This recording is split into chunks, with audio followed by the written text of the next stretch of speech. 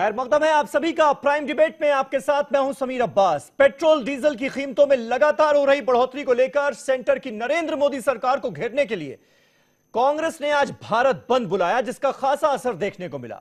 20 से ज्यादा opposition parties के नेताओं ने कांग्रेस प्रेसिडेंट राहुल गांधी के साथ राजघाट से रामलीला मैदान की तरफ पैदल मार्च किया।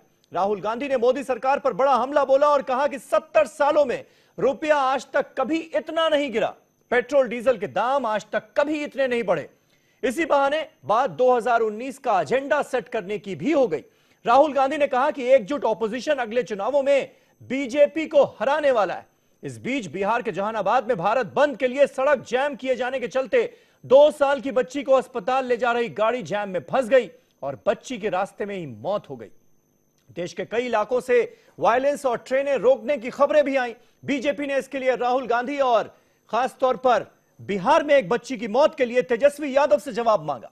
पर पेट्रोल डीजल की बढ़ती कीमतों के आगे सरकार पूरी तरह से लाचार नजर आ रही है। उसकी दलील है कि यूपीए सरकार में 2008 से 2014 के बीच भी पेट्रोल 39 रुपए से 73 रुपए तक पहुंच गया था। हमारे वक्त में भी महंगा हो रहा है क्योंकि यह एक ऐसी प्रॉब्लम है जिसका कंट्रोल सरकार के हाथ में नहीं। इस बीच पेट्रोल और डीजल की कीमतों में उछाल लगातार जारी है। आज भी दिल्ली में 1 लीटर पेट्रोल का दाम 23 पैसे बढ़कर करीब 81 रुपए हो गया। वहीं डीजल के दामों में 22 पैसे की बढ़ोतरी हुई और अब इसकी कीमत 73 रुपए लीटर हो गई। मुंबई में 1 लीटर पेट्रोल 88 रुपए और डीजल 77 रुपए से ज्यादा बिक रहा है। ऐसे में बड़ा सवाल यह है कि अगर तेल की कीमतें किसी भी सरकार के बस से ही बाहर हैं, तो जनता सवाल किससे करे? और क्या भारत बंद देश की आम जनता की आवाज को बुलंद कर पाया? आज इन्हीं तमाम मसलों पर होगी बात अपने तमाम खास मेहमानों से, लेकिन पहले ये रिपोर्ट।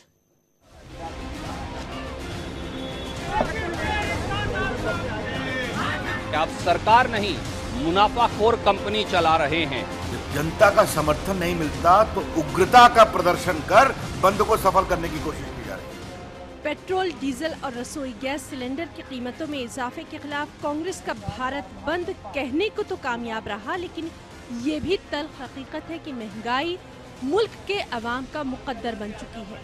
आए दिन किसी न किसी मामले पर भारत बंद का सिलसिला जारी है। चंद दिनों कबल ही SC/ST कानून में तरमीम के खिलाफ भारत बंद रहा, तो आज महंगाई के खिलाफ भारत बंद किया गया और इसकी वजह से बराह रास्त नुकसान सिर्फ और सिर्फ अवाम का हुआ है। हाँ, अगर किसी का फायदा हुआ तो वो है सियासी जमातें और उनके लीडर महंगाई की आग पर सियासत की रोटी सेकने में कामयाब रहे। मगर अलमिया ये है कि अवाम की इन परेशानियों के बावजूद भी मरकज और रियासतों में बस्तर इख्तिदार बीजेपी संजीदा नहीं है। बंद के लिए कोई हिज़्ब इख्तिलाफ पर लानतें भेज रहा है, तो महंगाई के लिए कोई अवाम को अपने अखराजात कम करने का कीमती मशवरा तक दे रहा है। जब जनता का समर्थन नहीं मिलता तो उग्रता का प्रदर्शन कर बंद को सफल करने की कोशिश की जा रही है। देखिए, हम जनता की परेशानी के साथ खड़े हैं और इसका हम समाधान निकालने की कोशिश कर रहे हैं और निकालेंगे भी, क्योंकि जैसा मित्र धर्मेंद्र जी ने पहले बताया था कि ये डीजल पेट्रोल की कीमत का बढ़ना हमारे हाथ से बाहर है।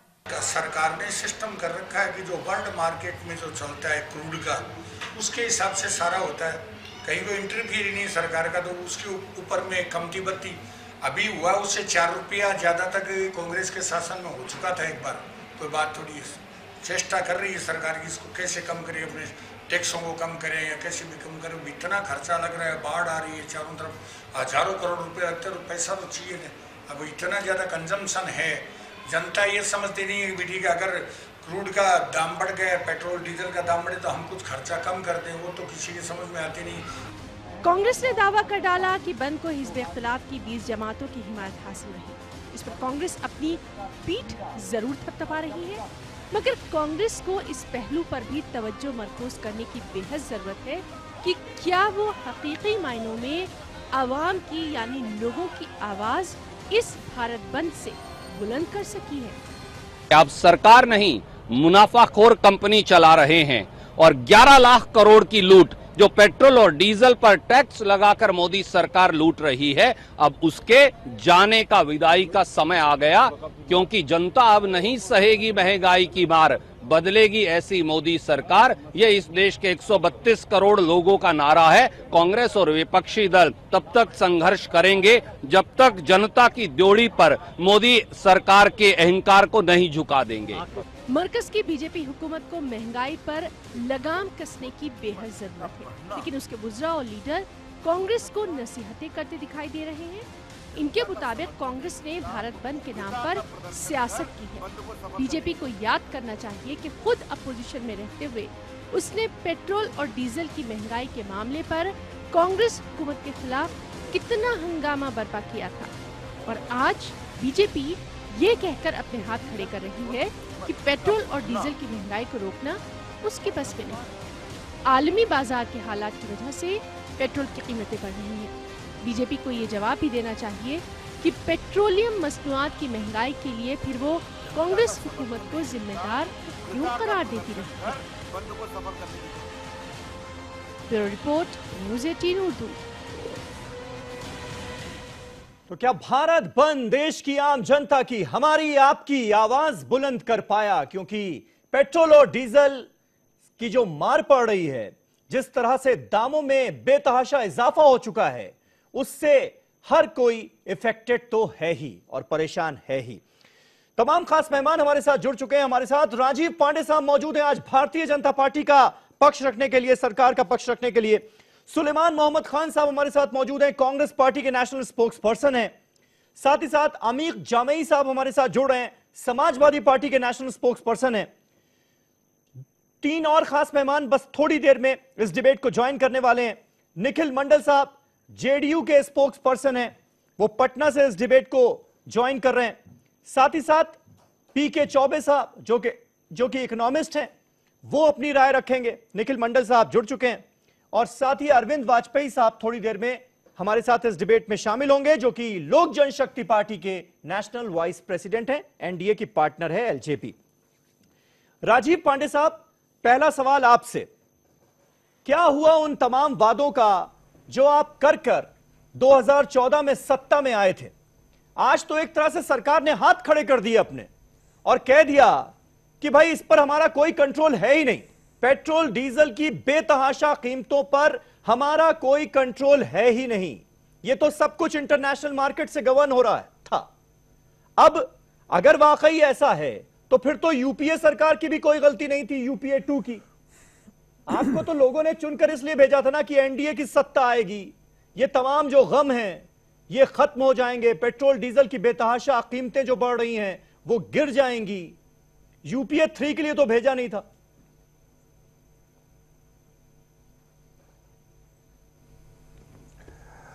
समीर भाई, विषय जो है, जो आप बार बार कह रहे हैं कि भारत की सरकार ने कहा है कि हमारे कंट्रोल में ही नहीं है। उन्होंने कहा है कि ये जो डीजल पेट्रोल का जो दाम है, जो उसका जो वो इंटरनेशनल मार्केट से कनेक्टेड है, लेकिन आपको एक अंतर देखना पड़ेगा। आज जो इस पर सब्सिडी है वो नील है, जिससे कि हमारा करंट अकाउंट डेफिसिट कंट्रोल में है, जिसके कारण से हमारी जो इकोनॉमी है, अर्थव्यवस्था है, वो सुदृढ़ हो रही है। और जितने भी रेटिंग एजेंसीज है वो हमारे अर्थव्यवस्था को एक उभरती हुई अर्थव्यवस्था के रूप में देख रहे हैं, क्योंकि हम जिसके कारण से हमारा जीडीपी रेट चल रहा है। अगर आज हम जो कांग्रेस का काम रहा है, $2 लाख का जो बॉन्ड था, इन्होंने पेमेंट नहीं किया, वो इस सरकार के आने के बाद हुआ। आज के डेट में जो सब्सिडी है वो एकदम नील है। जो भी प्राइस है उस प्राइस को कैलकुलेट करके डायरेक्टली, वो अगर कुछ दिन पहले तक घट रही थी, अभी बढ़ रही है। हो सकता है कि अभी कुछ दिनों के बाद जब इंटरनेशनल मार्केट में प्राइस गिरे तो ये प्राइस गिरेगी भी, और या हमारा रुपया का जो मजबूती आएगा उससे भी प्राइस गिरेगी। ये इकोनॉमिक सब्जेक्ट है। जहां तक उम्मीद तो नजर नहीं आ रही ना कि भारतीय जनता पार्टी जिन जिन मुद्दों को लेकर चुनाव अब तक के सबसे निचले स्तर पर पहुंच गया है। नहीं समीर भाई, कहां सपने देखे थे देश ने कि 30 रुपए तक आ जाएगा। मैं क्या कह रहा हूं समीर भाई, ये इंटरनेशनल, नहीं मेरी बात सुनिए। देखिए जहां तक विषय है कि जिन वादों के साथ भारतीय जनता पार्टी की सरकार आई थी, उन वादों पर काम हो रहा है और जनता का प्रतिसाद भी मिल रहा है। 1 करोड़ घर बनाने की बात है और वो घर बन रहे हैं। आप जाकर के गांव में गरीब बस्तियों में घूमेंगे तो पता चलेगा। हर गांव को इलेक्ट्रिसिटी से जोड़ना था, इस काम को कंप्लीट किया गया। सड़कें बन रही है, उज्ज्वला योजना में लोगों के घर में गैस कनेक्शन लग रहा है। तो ये एक विषय है जिसको अभी सरकार ने भी कहा है कि हम देख रहे हैं और ये इंटरनेशनल मार्केट की वजह से हो रहा है। तो केवल एक सरकार केवल तेल का प्राइस ऊपर नीचे करने के लिए नहीं बनती। मेरा ऐसा मानना है कि आप जाकर के गरीब के घर में जाकर के आप देखिए उनकी क्या स्थिति है, क्या उसमें सुधार हुआ है नहीं हुआ है। और इसको अगर आपको देखना है, आप कह रहे हैं कि अगर तो हम पेट्रोल डीजल की बढ़ती कीमतों की बात करेंगे कि बेतहाशा इसमें इजाफा क्यों हो रहा है, ये 100 रुपए तक क्यों पहुंचने वाला है, तो फिर आप ये कहेंगे कि आप गरीब के घर में जाकर देखिए। सुलेमान मोहम्मद खान साहब कांग्रेस पार्टी से हमारे साथ मौजूद हैं। सुलेमान साहब, अब सरकार ये कह रही है कि भाई जब यूपीए की सरकार थी 2008 से 2014 के बीच में 39 रुपए से 73 रुपए तक पेट्रोल का दाम पहुंच गया था। हमारे वक्त में भी महंगा हो रहा है क्योंकि ये एक ऐसी प्रॉब्लम है जिसका कंट्रोल सरकार के बस में ही नहीं है। तो अब सबसे बड़ा सवाल यह खड़ा हो गया कि हम और आप और देश की बाकी तमाम जनता जो कि परेशान हाल है इन बढ़ती कीमतों से, वो सवाल करे तो किससे करे?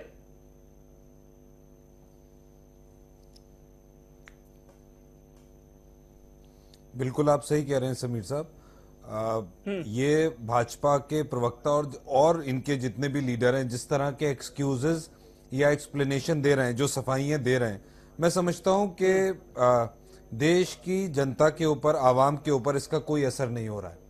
क्योंकि पेट्रोल, डीजल और एलपीजी सिलेंडर का जो दाम जिस तरह से बढ़ा है इस सरकार में, जीडीपी बढ़ा है। गैस, पेट्रोल और डीजल का दाम बिल्कुल बढ़ा है। कहते हैं जीडीपी बढ़ा है, तो गैस, पेट्रोल और डीजल का दाम बढ़ा है, वो जो डायरेक्टली हिट कर रहा है आम आदमी को। और आज ये कहते हैं कि इंटरनेशनल फैक्टर्स हैं इसको बढ़ाने के लिए। सवाल हम इनसे ये पूछना चाहते हैं और देश की जनता पूछ रही है, जिस तरह से आज आपने देखा कि कश्मीर से कन्याकुमारी तक और अगरतला से अलांग तक भारत बंद की जो कॉल कांग्रेस पार्टी और 21 विपक्षी दलों ने और दी थी, वो जितना सक्सेसफुल हुआ है वो मुल्क की आवाम की आवाज है और उनके जज्बात हैं। 11 लाख करोड़ रुपए, 11 लाख करोड़ केंद्र सरकार ने इस मुल्क की आवाम से ज्यादा टैक्सेस बढ़ा के, सेंट्रल एक्साइज ड्यूटी जिसे कहते हैं, केंद्र सरकार का जो टैक्स होता है उसे बढ़ा के जो देश की आवाम से लूटे हैं उसका जवाब मांग रही है देश की आवाम। जो डीजल पे 400% central excise duty Modi ji ने बढ़ाई है 4 साल में 12 बार, उसका सवाल पूछ रही है। पेट्रोल पे जो 200% से ज्यादा सेंट्रल एक्साइज ड्यूटी बढ़ाई है उसका सवाल देश की आवाम पूछ रही है। और ये कहते हैं कि अब एक नई कैलकुलेशन आई है। मैं समझ नहीं पा रहा हूं कि अभी एक और मैं चैनल पे था, उसपे भी उनके एक प्रवक्ता बता रहे थे कि इन्होंने कैसे मैथ्स के पेपर पास किए हैं क्लास 10th के अपने, और उसके बाद, और ये भी अभी दे रहे सब जगह सफाई है कि भैया जिस दिन आप सरकार में आए थे 16 मई 2014, उस दिन कच्चे तेल का दाम $108 पर बैरल था और उस दिन पेट्रोल 71 रुपए था, डीजल 55 रुपए था। आज $73 है और आज आप बेच रहे हैं 81 रुपए का पेट्रोल और 73 रुपए का डीजल। दिल्ली की बात कर रहा हूं। ये कौन सी बात है भाई? 40% दाम इंटरनेशनल क्रूड ऑयल प्राइसेस में गिर गया और अभी कह रहे थे करंट अकाउंट डेफिसिट। 40% दाम गिरने के बाद भी डीजल, पेट्रोल, आप डीजल 17 रुपए महंगा बेच रहे हैं, पेट्रोल 9 रुपए। और सीएडी की बात कर रहे थे भैया, 72 रुपए क्रॉस कर चुका है, 73 की तरफ रुपया जा रहा है डॉलर के मुकाबले। ये भी एक रीजन इसका समीर भाई शॉर्ट में बता दूं। देखिए, रुपए के गिरने का एक Modi made disaster of demonetisation था जिसे नोटबंदी कहते हैं, जिसकी बात आज नहीं करते ये। उस मोदी मेड डिजास्टर से MSME, micro small and medium enterprises को बहुत बड़ा झटका लगा और फ्लॉट जीएसटी से, जिससे एक्सपोर्ट कम हुआ और इंपोर्ट बढ़ा। जब इंपोर्ट बढ़ता है और एक्सपोर्ट कम होता है तो रुपया कमजोर होता है और करंट अकाउंट डेफिसिट बढ़ता है। यही हुआ। हम देख रहे हैं हमारी जीडीपी लगातार बढ़ रही है। तो सरकार की तरफ से दलील ये दी जा रही है कि यूपीए के वक्त में भी बढ़ रहे थे दाम पेट्रोल डीजल के, लेकिन हमारे वक्त में बढ़ रहे हैं। तो देखिए देश की इकोनॉमी का जवाब देना चाहता हूं निखिल मंडल साहब। एक बात और, एक मिनट एक एक करके। निखिल मंडल साहब जेडीयू के हमारे साथ मौजूद है। निखिल मंडल साहब, ये लॉजिक सरकार जो दे रही है, ये क्या आम जनता को आप बिहार में समझा पा रहे हैं क्या? समीर भाई एक बात कह दूं, लास्ट बात कहना चाहता हूं मैं। मेरी रिक्वेस्ट ये है, सिर्फ एक बात कहना चाहता हूं। अगर इतना अच्छा चल रहा है, भाजपा के लोग ये कहते हैं, तो कहें ये खुल के, सब जगह कहें कि अच्छे दिन आ चुके हैं। यही अच्छे दिन है।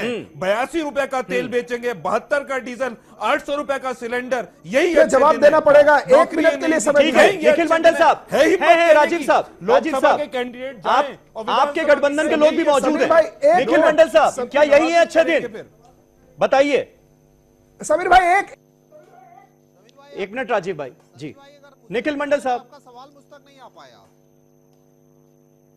आपकी आवाज मुझ तक नहीं आ पाई, फिर से एक बार दोहराएंगे सवाल समीर भाई?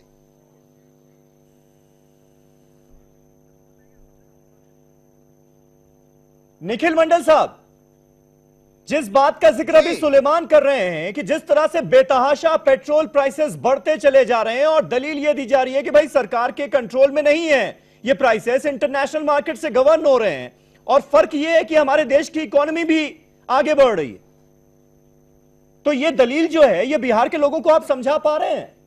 गले उतरती है?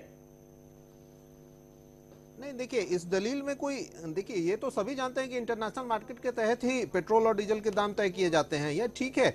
हमने कभी नहीं कहा कि जो महंगाई बढ़ रही है, हम सभी चिंतित हैं। और आज जो बीजेपी ने भी जो प्रेस कॉन्फ्रेंस किया है, 3 मंत्री ने वहां प्रेस कॉन्फ्रेंस करके बात की है, तो सभी ने चिंता जाहिर की है। और साथ ही साथ ये कहा गया है कि आने वाले दिनों में हम कंट्रोल करने जा रहे हैं। आज के दिन अगर आप चाहिएगा कि सीधे आज आप भारत बंद कर दें और आज हो जाए, तो ऐसा नहीं होता है। और जहां तक एक प्रावधान की बात है, तो मुझे याद है कि जो जीएसटी की बात आती है कि जीएसटी के अंदर आप पेट्रोल और डीजल डाल दें, तो मुझे तो याद है कि वो एक प्रावधान रखा गया है कि जीएसटी के अंदर डाला जाएगा।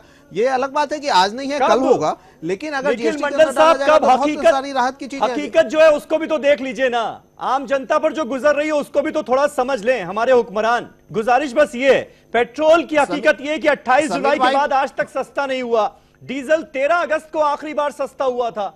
तब से जनता जो है वो यही लॉलीपॉप ले रही है कि भाई एक दिन ऐसा होगा जब डॉलर जो है वो नीचे जाएगा, रुपया आगे बढ़ेगा, इंटरनेशनल मार्केट में क्रूड ऑयल के प्राइसेस कम होंगे और पेट्रोल डीजल सस्ता मिलने लगेगा।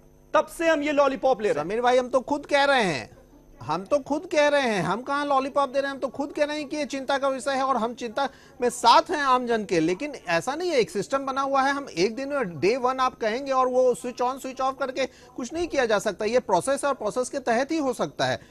चाहे बीजेपी हो, एनडीए के तमाम लोग यही कह रहे हैं कि हम कोशिश कर रहे हैं और आपको ये फर्क नजर आएगा आने वाले दिनों में। और जहां तक भारत बंद की बात है, तो जो जिस तरह से इसे प्रोजेक्ट किया जा रहा है, तो मैं तो यही कह सकता हूं कि भारत बंद हुआ नहीं, करवाया गया। ये तो तस्वीरें आपके सामने भी है, तो इसमें कौन सा। और सबसे अच्छी बात है कि आज कांग्रेस जीएसटी के अंदर लाने की बात करती है। वो कांग्रेस जो जीएसटी ही नहीं ला रही थी, वो आज जीएसटी के अंदर पेट्रोल और डीजल लाने की बात करती है। वैसे ये स्वागत योग्य है। मैं मानता हूं कि अगर कांग्रेस इस तरह की बात कर रही है, तो आफ्टर ऑल उन्होंने माना कि जीएसटी एक अच्छा कदम है जिसे एनडीए ने लाया है। नहीं तो जीएसटी के अंडर पेट्रोल डीजल आए, इसके लिए नीतीश सरकार जो है वो रजामंद है। का आइडिया था, उसे पास नहीं होने दिया था, और उसके बाद मोदी जी पलट गए। नहीं, आइडिया छोड़ दीजिए कांग्रेस, अब ये पुरानी बात छोड़ दीजिए, आज की बात करते हैं। और जहां तक आप समीर भाई जो सवाल पूछ रहे हैं, हमारी एक बैठक होने जा रही है, पार्लियामेंट में लाए थे आप। एक मिनट, मैं आप बोल रहे थे तो मैं शांत था। इंतजार कर रहे हैं अपनी बारी का। जी, जिससे सवाल पूछा जाए बस वही जवाब दे। जी जी जी, हमारी 16 तारीख को एक राज्यकारिणी और प्रदेश पदाधिकारियों की बैठक है, उसमें इस विषय पे बात होगी। उसके बाद आपके सामने मैं सवाल के जवाब के साथ आपके सामने। ठीक है। अमीर जमई साहब, समाजवादी पार्टी का क्या रुख है और क्यों समाजवादी पार्टी का कोई बड़ा नेता आज दिल्ली में 20 दलों के साथ राहुल गांधी के साथ इस मुद्दे पर खड़ा हुआ नजर नहीं आया? एक सवाल तो ये जिसका छोटा सा जवाब चाहूंगा, और एक बड़ा सवाल ये, निखिल मंडल ने जिस बात का जिक्र किया कि भाई देश के लोग आपके साथ नहीं थे, ऐसा था कि जबरदस्ती भारत बंद कराया गया, इसका जवाब।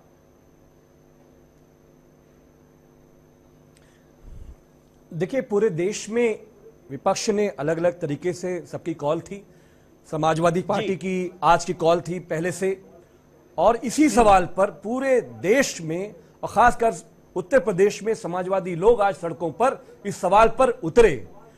और दूसरी बात, ये जो मंडल साहब हमारे जदयू के प्रवक्ता हैं, ये तो पहले खाली हमको ये बता दें कि बक्सर में 2 बच्चे गोविंदा और इतवरिया, ये दोनों भूख से कैसे मर गए, किस एजेंडे में ये बात करेंगे, किस एजेंडे में नीतीश जी शोक सभा करेंगे, इसका हमको जवाब दे देंगे। अब आ जाइए, उसकी जिम्मेदारी आप लेंगे क्या भैया, ये बताइए। 2 साल की बच्ची मर गई इस बंदी से, उसकी जिम्मेदारी आप ले रहे हैं क्या? अरे भूखमरी से कैसे मर गई इतवरिया, भूखमरी से गोविंदा, आज की बात कीजिए ना, आज की बात 2 साल की बच्ची जहानाबाद में मर गई, उसकी जिम्मेदारी आप लेंगे क्या? उसके पिताजी रो रो करके चरणों में आपके घुटने सामने बोल रहे हैं टेक कि कर बंदी के कारण भूल उसकी गए मौत हो हो तो गई। समाजवाद। और आज आप यहाँ पे मेरी पुरानी बात कर रहे हैं। गोविंदा और इतवरिया नहीं मान रहे हो ना? आज की प्रशासन बात आपका कीजिए जुल्म ना, कर रहा है आज इसके की ऊपर। बात शर्म सोशियोलॉजी करिए के आप। एग्जाम में मैथ्स लिखने दो की बच्चे अमीर भाई भूखे मर गए और अमीर आप साहब, जबान नहीं खोल आज रही है। आज तो मुद्दा ये है ना कि जहानाबाद में, हाँ। जहानाबाद की जो घटना है, जहानाबाद आज में तो 2 साल की आज बच्ची तो मर गई। वो आपके पास बहस है का जवाब? मुद्दा है ना कि भारत बंद हुआ, और जैसा कि आमतौर पर होता है कि हमारे राजनेता भूल जाते हैं कि जमीन पर हो क्या रहा है, उसका असर क्या हो रहा है। अपने जो छुटभइये नेता आपने जमीन पर छोड़ रखे हैं, उनको कम से कम ये ताकीद करें कि अगर कोई बीमार वहां से गुजर रहा है तो उसको रास्ता दिया जाए। समीर भाई, नहीं हुआ ऐसा। समीर भाई, जहानाबाद में ये शख्स अपनी 2 साल की मासूम बच्ची को लेकर जा रहा था, जिस रास्ते में 1 घंटे लगने चाहिए वहां 3 घंटे लगे। 2 साल की मासूम बच्ची की जान चली गई। मैं जवाब देना चाहता हूं। समीर भाई, उत्तर प्रदेश में समाजवादियों ने जो बंद किया, जिसमें आज पूरा देश, पूरा उत्तर प्रदेश सड़क पे था, ऐसी कोई अपनी घटना हमारे प्रदेश में जो हमारा डिसिप्लिन कैडर है, अमीर साहब कंप्लीट उत्तर प्रदेश से आपको नहीं सुनने को मिली होगी। हमें नहीं मालूम वहां पर क्या हुआ है। हम आपसे ये पूछ रहे हैं, डीजल पेट्रोल का दाम सरकार ये बताए कि जब आपने 2014 से 2018 तक आपने 9 बार सेंट्रल एक्साइज टैक्स बढ़ाए, आपने वैट बढ़ाए, जैसे आपने राजस्थान में चुनाव देखते हुए कम किया है, तो कैसे आपने कम कर दिया? अभी आप बोल रहे हो अंतरराष्ट्रीय हाथ में है, बाजार के हाथ में, राजस्थान में कैसे कम हो गया? अगर ये भाजपा वाले ये कह रहे हैं कि पूरे देश में भगवा झंडा ठहरा गया, बीजेपी का झंडा, तो भैया क्या वो जनता आपकी नहीं है? आज वो जनता कह रही है पेट्रोल कम कर दो, उसको कह रहे हो नक्सली है, उसको कह रहे हो देश विरोधी है, उसको कह रहे हो कांग्रेसी है, उसको कह रहे हो समाजवादी है। जब तक वो वोट दे रही थी आपके लिए बड़ी अच्छी थी, बड़ी अच्छी जनता है। आज जनता कह रही है काहे परेशान कर रहे हो? ठीक है, ठीक है। सवाल इकोनॉमिस्ट पीके चौबे साहब भी स्टूडियो में आ चुके हैं। जवाब ये है, ठीक है, ठीक है। अनिल जमाई साहब, जो सवाल आपने उठाया है, राजीव पांडे साहब उसका तफसील से जवाब देंगे, लेकिन उससे पहले एक छोटा सा रिएक्शन चौबे साहब मैं आपसे लेना चाहूंगा। समेटने का काम अब जिक्र हो रहा है यहाँ पर कि भाई जो स्टेट गवर्नमेंट्स हैं वो लोगों को राहत दे सकती हैं या नहीं दे सकती हैं, लेकिन हम देख रहे हैं कि कोई राहत मिलती हुई नजर नहीं आ रही है। राजस्थान का एक एग्जाम्पल हमारे सामने है, एक आंध्र प्रदेश में भी थोड़ी राहत देने की कोशिश की गई है। राजस्थान में जो पेट्रोल डीजल था, वैट घटाया गया है, जिससे 2.5 रुपए सस्ता हो गया है पेट्रोल डीजल। क्या इसी तरह की राहत और भी स्टेट्स में देश की जनता करे, या फिर हम ये उम्मीद कर सकते हैं कि अभी जिस तरह का माहौल है, एक तरफ हम देख रहे हैं कि रुपया लगातार नीचे गिरता चला जा रहा है, क्रूड ऑयल्स के दाम बढ़ रहे हैं इंटरनेशनल मार्केट में, तो सेंट्रल गवर्नमेंट जो है, मोदी सरकार जो है, उससे भी कुछ राहत मिल सकती है जनता को, ये उम्मीद की जाए या ना की जाए? चौबे जी। देखिए, 3 इसमें मुद्दे हैं जी कि जो कीमतें हैं ये कैसे तय होती हैं। तो हम सब जानते हैं कि भाई क्रूड ऑयल की जो प्राइस है वो, उसके साथ साथ जो एक्सचेंज में फ़र्क पड़ता है उसका असर जो डॉलर से रुपए में कन्वर्ट होने में पड़ेगा, और तीसरा हमारी जो एक्साइज और वैट जी। और एक्साइज और वैट इस समय पिछले रिजीम की तुलना में ज़्यादा है, और उसका एक वजह ये मानी जा सकती है कि अगर चीज़ें टोटल इंपोर्ट घट रहा है और उस पर आपको टैक्स लगाना है तो आपका रेवेन्यू भी घट जाएगा। तो एक बड़ा खुशनुमा माहौल था जिसमें आप रेवेन्यू बढ़ाने का रेट बढ़ा सकते थे। अब वो रेट बढ़ चुके हैं, तो रेट को फ्लक्चुएट नहीं कर रहे हैं काफ़ी समय से। पिछले 2-3 वर्षों से वो रुका हुआ है, 17 से कम रुका हुआ है, वो बढ़ा हुआ है थोड़ा सा। 18 में थोड़ा सा कम हुआ, 17 के बाद 2 रुपए करीब कम हुआ, 21-22 रुपए की जगह 19-20 रुपए के आसपास पेट्रोल पर जो एक्साइज लग रही है। तो इसी तरीके से करीब करीब हर स्टेट गवर्नमेंट 15-16 रुपए डीजल पर लेती है, बिल्कुल, और निश्चित रूप से कंजम्पशन भी बढ़ा है। तो इसके फायदे थोड़े से रेवेन्यू के सिलसिले में दोनों को हुए हैं। नहीं, लेकिन जो मौजूदा हालात हैं उसमें टैक्स में छूट कहीं ना कहीं देनी चाहिए क्या? नहीं, अब बात यह है कि अब जब आपका हाईएस्ट पीक जो कभी 13 में था, हाँ। उसको अगर आप क्रॉस कर रहे हैं, हाँ। तो पॉलिटिकली ये इम्पोर्टेंट है।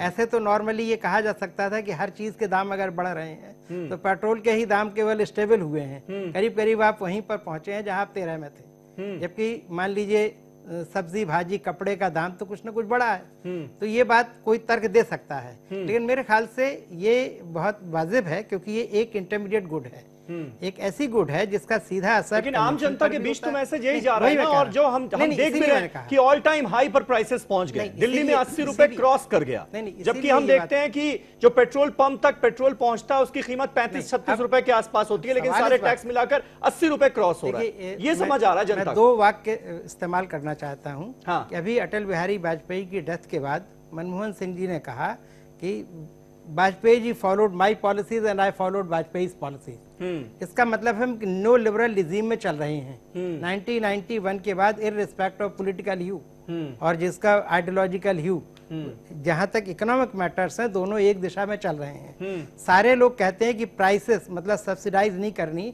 हमको धीरे धीरे उनको let them get right, let them be according to market. तो अब इसमें जो पॉलिटिकल माहौल आता है उसमें ये जरूर है कि अगर जनता बहुत सेंसिटिव फील करती है तो आपको जरूर ये करनी चाहिए कोशिश कि अब कम से कम आप उस रेट से नहीं बढ़ने देते।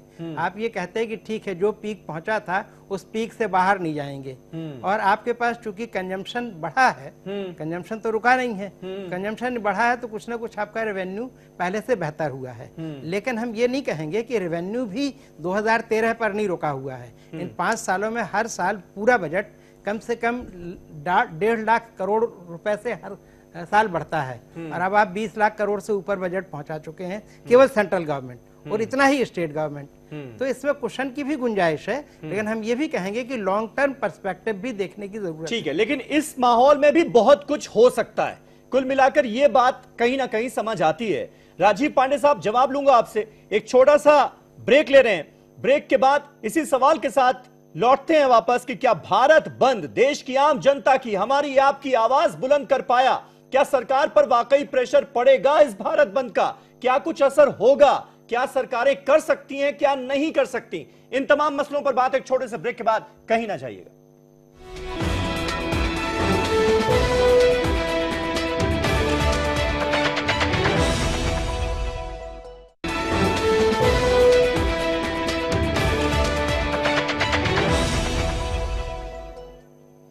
तो क्या भारत बंद देश की आम जनता की आवाज बुलंद कर पाया? यह है हमारा आज का सवाल। तमाम खास मेहमान हमारे साथ बने हुए हैं। राजीव पांडे साहब भारतीय जनता पार्टी से हमारे साथ मौजूद हैं। राजीव जी, क्या अब आने वाले वक्त में हम उम्मीद करें सरकार से कि कुछ राहत देश की जनता को मिलेगी या नहीं? यह सबसे बड़ा सवाल है। भारत बंद का खासा असर देखने को मिला, कहीं ना कहीं लोगों की नब्ज पकड़ने की कोशिश की है तमाम ऑपोजिशन पार्टीज ने, जो आज एक मंच पर एक मुद्दे के साथ खड़ी नजर आई हैं। क्या यह दबाव काफी होगा सरकार के लिए? कुछ असर पड़ेगा क्या इसका? देखिए, जो आज भारत बंद हुआ है उसका तो कुछ असर पड़ने वाला है नहीं, क्योंकि भारत बंद हुआ नहीं, ये इन्होंने गुंडागर्दी करके करवाया है। एक बच्ची की हत्या इन्होंने की, हर जगह पर इन्होंने पेट्रोल पंप पर हमले किए, इन्होंने रोड पे गाड़ियां जलाई। तो मैं भारत बंद तो पूर्णतः असफल है।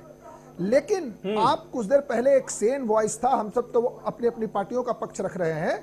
इकोनॉमिस्ट साहब ने जो बात कही है मैं उससे पूर्णतः सहमत हूं।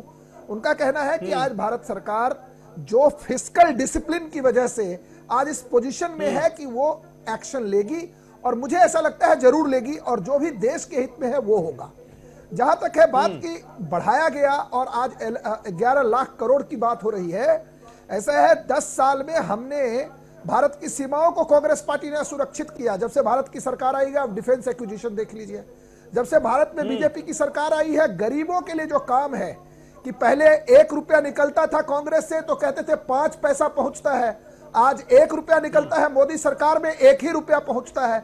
और जो 11 लाख करोड़ में जो घोटाला करते थे, ये आप बताइए 4.5 साल की सरकार है, एक घोटाला नहीं निकाल पाए और नकली नकली बातें करते हैं। लोगों ने चैलेंज किया कि राफेल पे सुप्रीम कोर्ट चलो, जो भी आपको लगता है कि अगर इस सरकार ने कोई घोटाला किया है, तो इकोनॉमिस्ट साहब का जो कहना था कि कुशन है और भारत की सरकार जरूर इसको देख रही होगी, हमारे सहयोगी दल इसके बारे में बात कर रहे हैं, जीएसटी के अंतर्गत आना चाहिए, लोगों को मिलना चाहिए। लेकिन जहां तक बंद का सवाल है, एक बच्ची को आप हॉस्पिटल नहीं जाने देते, स्कूल बस पे पथराव करते, ये बंद है। और कांग्रेस पार्टी को क्या अधिकार है जिसके मुखिया पूरा परिवार चोरी की सजा काटने के दहलीज पर है? आज ही हाईकोर्ट ने इनको कहा कि चोरों, आपके इनकम टैक्स का जो नोटिस है उसको हम स्टे नहीं करेंगे, आप ठीक है, उसका इस मुद्दे से कोई लेना देना नहीं। राजीव पांडे साहब, इसका उस मुद्दे से कोई लेना देना नहीं है, वो कोर्ट डिसाइड कर लेगा कि किसने गलत किया है, किसके साथ क्या होना चाहिए।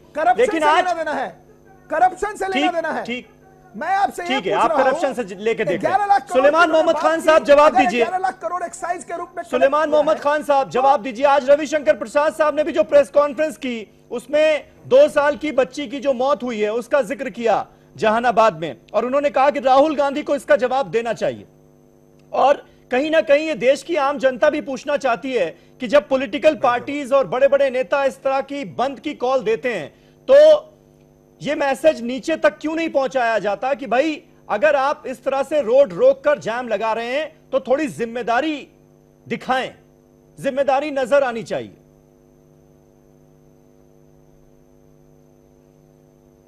देखिए, सबसे पहले तो मैं जवाब दे दूं, जो बच्ची का जिक्र बार बार कह रहे हैं, मेरे पास 2 इस टाइम सोर्सेज हैं। एक ANI, मैं समझता हूं ANI बहुत ही ऑथेंटिक माना जाता है, और दूसरा जी न्यूज का मैंने भी ऑनलाइन देखा है। मैं पहले ANI की खबर पढ़ देता हूं। नहीं, मुझे पता है एसडीओ ने जो बयान दिया है कर सकता है कि भारत बंद की वजह से नहीं हुआ। 20 मिनट का ट्वीट है। हाँ, पता है मुझे। हाँ, यही मैं कहना चाह रहा था। The death of the child is not related to bandh और traffic jam. The relatives had left late from their home. SDO Jahanabad Paritosh Kumar. अब आप मुझे सुलेमान साहब, जब आप जिक्र कर रहे हैं इसका, तो ये बताइए, मैं अफसर की मानूं या मैं उस 2 साल की मासूम बच्ची जिसकी जान गई उसके फादर की बात मानूं? फादर ये कह रहा है कि जो रास्ता मैंने आज तय किया वो पूरा रास्ता तय करने में 1 घंटे लगते थे, लेकिन जिस तरह से भारत बंद का जैम लगा हुआ था 3 घंटे मुझे लगे और अस्पताल में इलाज नहीं मिल पाया टाइम पर, मेरी बच्ची ने दम तोड़ दिया। मैं किसकी बात मानूं? जी न्यूज की भी ऐसी ही खबर है कि वो उस SDO ने, ये मैं नहीं कह रहा हूं समीर भाई, ये मैं नहीं कह रहा हूं, ये बिहार की भाजपा सरकार का एक अफसर कह रहा है, इसी भाजपा सरकार का और नीतीश जी की सरकार का एक अफसर कह रहा है कि भैया भारत बंद नहीं, इलाज में देरी से निकलने के कारण हुई बच्ची की मौत। पारितोष ना ना ना ना, मैं तो कहता हूँ वो भी बयान है, बिल्कुल सही कह रहे हैं। सरकार बता दे कौन सच कह रहा है। आप सरकार सही कह रही है, बच्ची का पिता कह रहा है, ये हम नहीं कह रहे हैं। देखिए समीर भाई, बड़ी सिंपल बात हो गई। मैं पेशे से वकील हूं, एविडेंस भी जानता हूं और जिरा भी जानता हूं। एक तरफ उस बच्ची का पिता एक बात कह रहा है, मैं कहता हूं वो सच कह रहा है, तो भाजपा की सरकार क्यों कह रही है कि बच्ची भारत बंद से नहीं मरी है? भाजपा जवाब दे इस बात का, नीतीश जी जवाब दे। उनका अफसर कैसे कह रहा है ये बात? उसको सस्पेंड करिए अगर ऐसी बात नहीं है तो। हमसे सवाल पूछते हैं, हमारी सरकार है। पहली बार ऐसा लगता है विपक्ष से सारे सवाल भाजपा पूछती है। खुद सबसे बड़े चोर राफेल घोटालों का घोटाला है। आजाद भारत में डिफेंस का सबसे बड़ा घोटाला राफेल घोटाला है।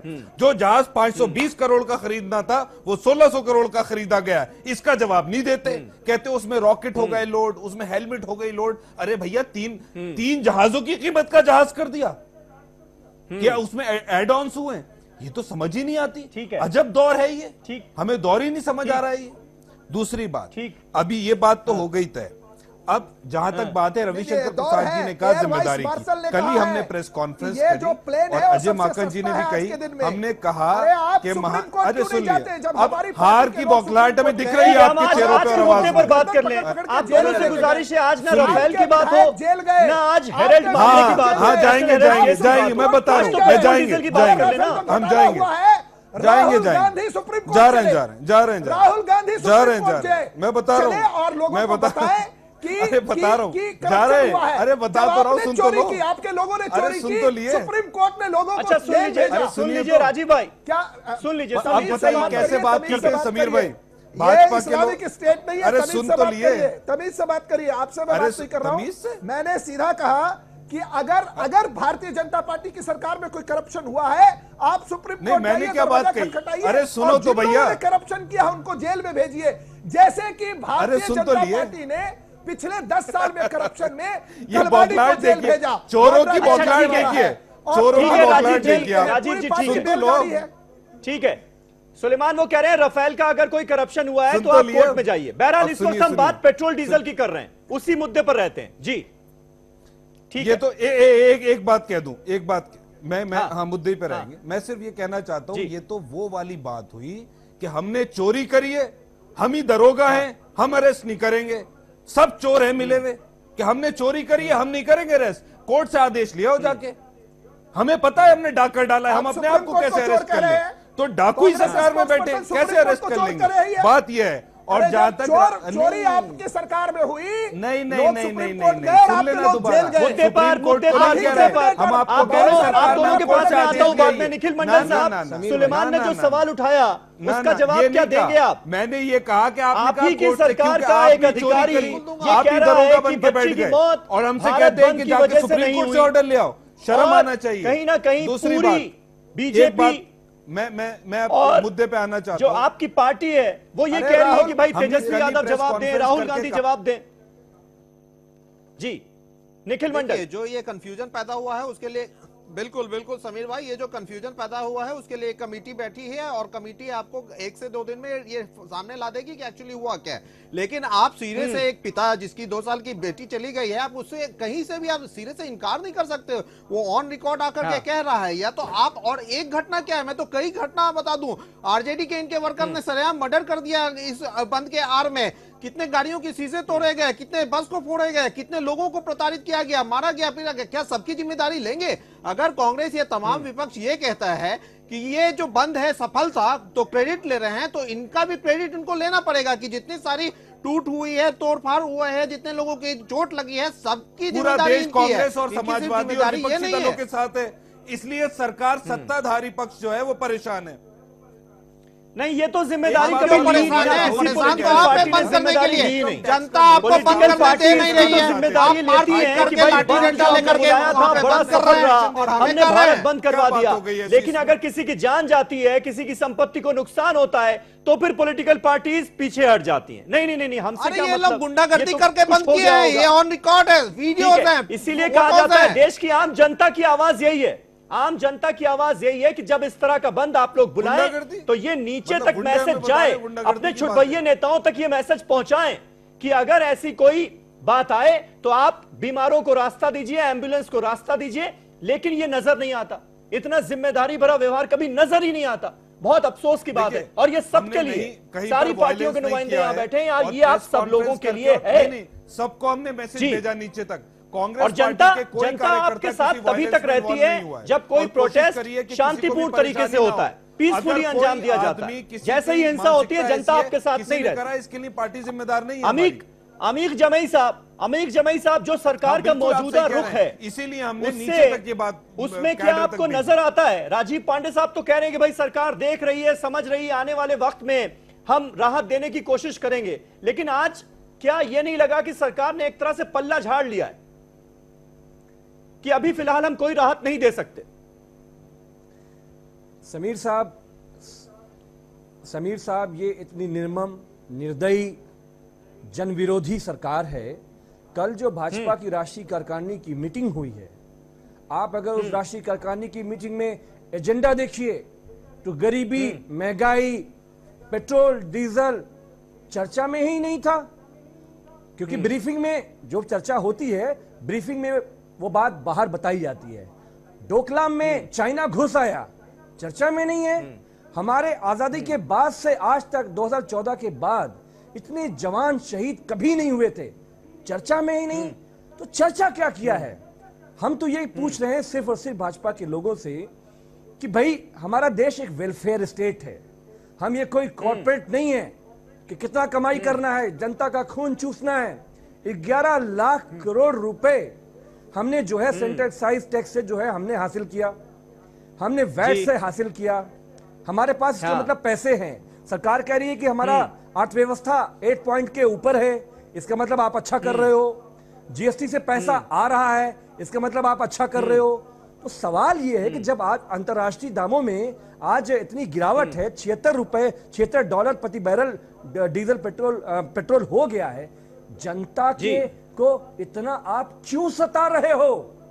इसी जनता ने तो आपको वोट दिया था, इसी जनता से तो आपने वादा किया था कि हम आपके लिए खड़े हैं, मैं गरीब का बेटा हूं, चौकीदार हूं, चाय वाले का बेटा हूं। ये पूंजीपतियों, इंडस्ट्रीज की सरकार है। क्योंकि आप देखो बीजेपी आरएसएस ने जो 4 साल में काम किया, पूरा देश का पैसा बाहर भेज दिया जो पैसा आना था। एक समीर भाई, मैं आपको बहुत इंपॉर्टेंट बात बताता हूं, 58,000 करोड़ रुपए हमारे आरबीआई ने एक डायरेक्शन दिया बैंकों को कि आपको 18% जो लोन है वो हमारे छोटे छोटे मझले किसानों को देना है। उन मझले किसानों का 18% पैसा 2016 का आंकड़ा है, 58,000 करोड़ देश के कॉर्पोरेट लोगों को बांट दिया गया। लूट मची हुई है। उसी की हाहाकार आज पूरे देश में मची हुई थी। पूरा उत्तर प्रदेश में समाजवादी लोग सड़कों पर थे हमारे राष्ट्रीय अध्यक्ष अखिलेश जी के आदेश के बाद। सवाल यह है कि इस निरंकुश सरकार पर कैसे लगाम लगाई जाए। ये समाजवादियों ने पूरे देश को बता दिया है।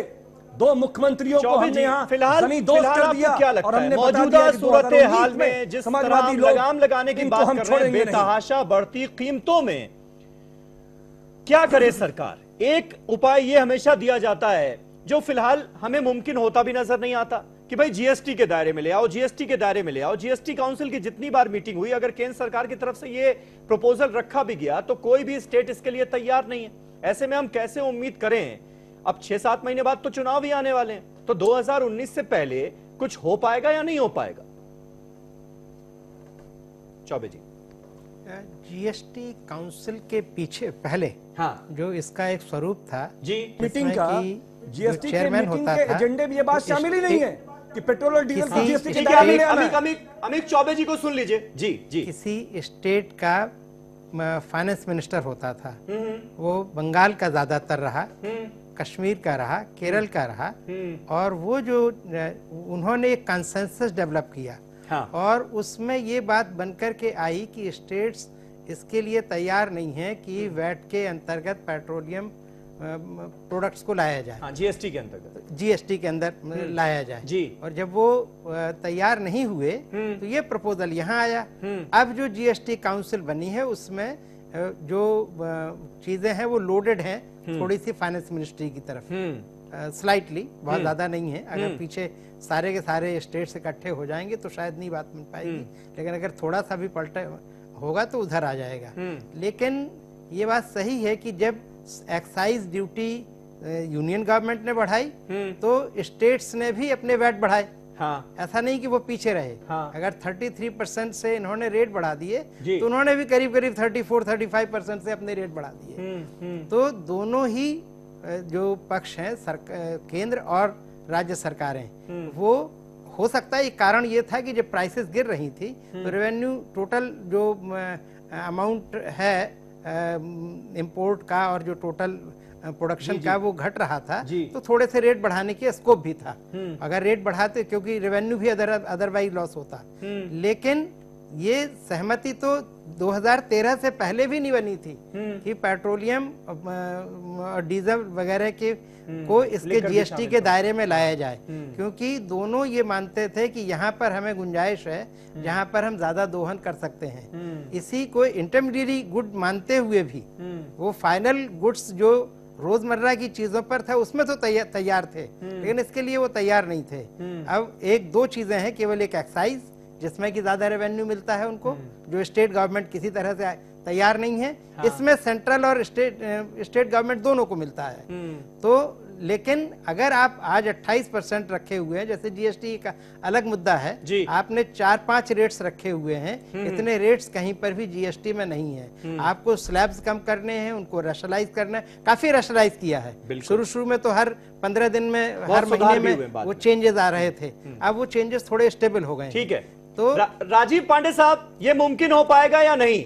सीधे सीधे जवाब दे दीजिए आखिर में। क्योंकि जीएसटी वाला भी कहीं ऐसा तो नहीं कि जीएसटी के दायरे में लाया जाएगा, ये भी झुंझुना पकड़ाया जा रहा है जनता को। फिर 2019 आ जाएगा, आप लोग चुनाव में चले जाएंगे।